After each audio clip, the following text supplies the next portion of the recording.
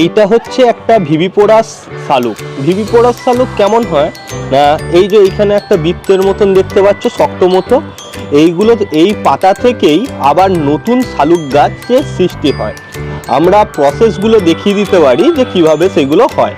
প্রথমে এই পাতাটাকে নেবার পর যখন দেখা যায় যে এই পাতাটাতে একটু জল ছিটিয়ে দিয়ে আস্তে আস্তে এই পাতা থেকে নতুন শিকড় হচ্ছে, তখন এই পাতাগুলোকে আমরা কীরকম করব সেইটা সেকেন্ড স্টেজটাও আমরা দেখাচ্ছি। এইটা হচ্ছে ফার্স্ট স্টেজ অফ ভিভিপোরাস প্ল্যান্টের। দেন এইটা হচ্ছে সেকেন্ড স্টেজ। এইখানে হালকা করে দেখুন যে পাতা আসতে শুরু করেছে। ওই ছোট্ট যে ছিদ্রটা ছিল ওই ছিদ্রটাই আস্তে আস্তে বড় হয়েছে এবং সেইখান থেকে পাতা আসতে শুরু করেছে। এই যে একটা থার্ড স্টেজ, এইখানে মোটামুটি অনেকটা পাতা চলে এসেছে এবং এইখানে শিকড়ও দেখতে পাচ্ছি আমরা। এরপর আসছে ফোর্থ স্টেজ।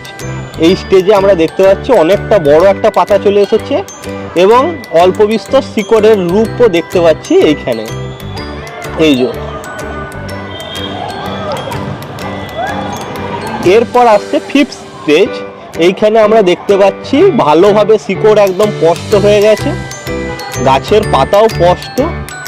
এবার এই ডাঁটিটা পুরোপুরি যদি মাটিতে আমরা প্রতিস্থাপন করে দিই তাহলেই এইটা থেকে নতুন আবার একটা গাছ হবে এবং সেইখানেও মাদার প্ল্যান্টের মতনই ফুল হবে।